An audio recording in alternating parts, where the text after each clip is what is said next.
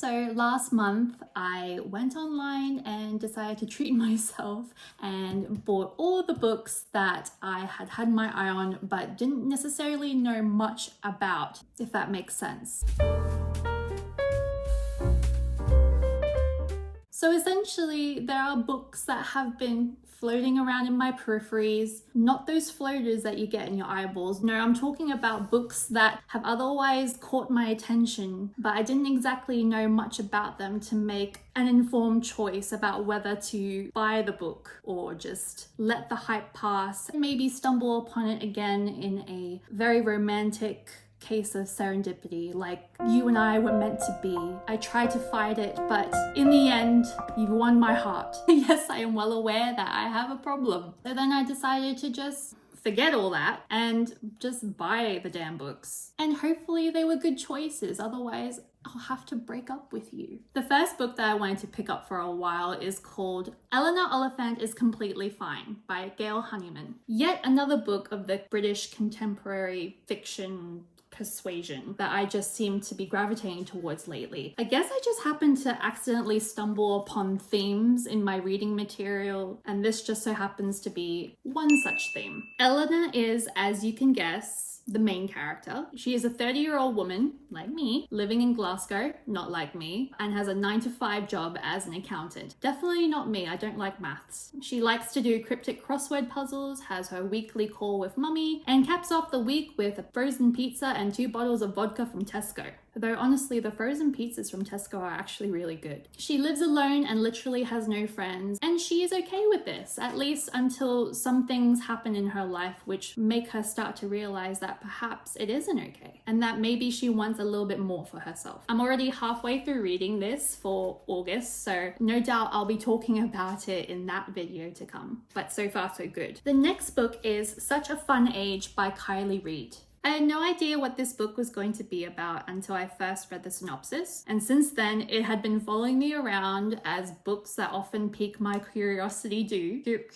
Curiosity. Why can't I talk? Piqued my curiosity often do. I would see it in shops and online, so I just finally decided to pick up a copy. From what I understand, it is about a young black woman called Amira, who is essentially accused of kidnapping a white child whom she was babysitting while they were both in a grocery store. The story also follows the child's mother, who, having witnessed the incident, is determined to seek out justice on Amira's behalf, which may or may not be what Amira wants, because Amira just wants to forget about it and move on. This seems like an interesting story to me, just because I'm yet to encounter one that examines the white savior complex front row and center. I am really looking forward to this one. The next one I picked up, this has just been on Bookstagram and all the book talks and tubes and all the bits about talking about books. This is actually perhaps one of those books where people would be questioning why you haven't read this yet. Why haven't you read this yet? This one is, of course, The Vanishing Half by Britt Bennett. This one has been flirting with me for so many months until I finally decided to make the first move. This sounds weird. I want to date a book. I want to date it so bad. A lot of you familiar with the book would already know that this story is about a pair of twin sisters who grew up in a small southern town in the USA. They're both black, but their skin is light enough to pass off as being white. The story spans decades as it follows both sisters who go on to live separate lives. One chooses to embrace being black while the other sister chooses to live her life as though she is white. I don't want to find out or learn much more than that. I kind of want to go in blind with this one, but I can already gather that this is going to be a thought-provoking and fascinating read. I really hope I like this one as many of you already do. And the fourth book that I picked up is called The Other Black Girl by Zakiya Delilah Harris. So this story is about a young woman called Nella, I believe, who works at a trade publishing company in New York that is primarily made up of white people. Enter Hazel, a new employee, and much to the excitement of Nella, is another young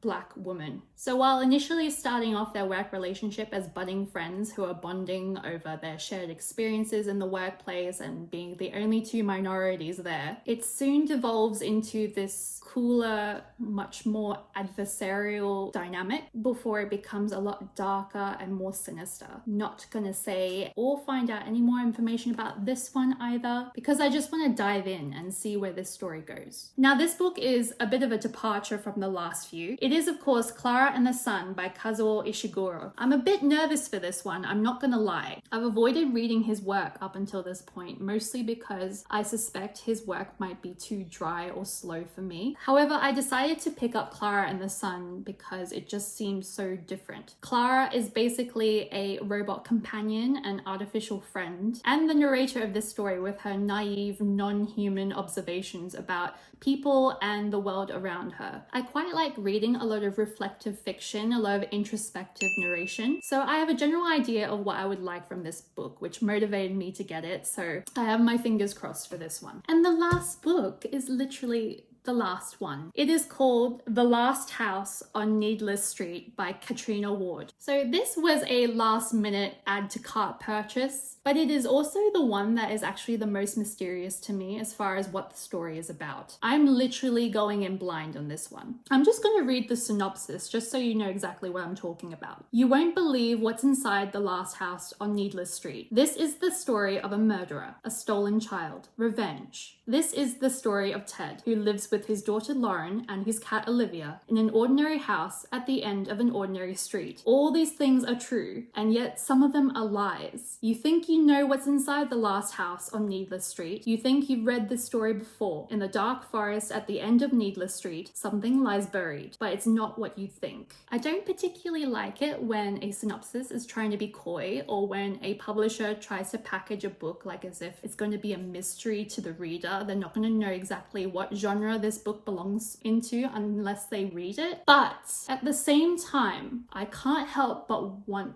to know. I want to know what this story is about. And Stephen King got a little embossed circle on the cover here, which may or may not have been something I bought into. However, if I end up hating this book, which I sincerely hope not, I never want to go into a book thinking that I might hate it, DNFing it, a waste of money and just a downright shame. I could be spending that time reading something I actually would enjoy. So with that in mind, I will feel really betrayed if I do not love this book. And that is it. I hope you enjoyed my impulse book buy haul, and I hope you guys stay safe. Until next time, bye!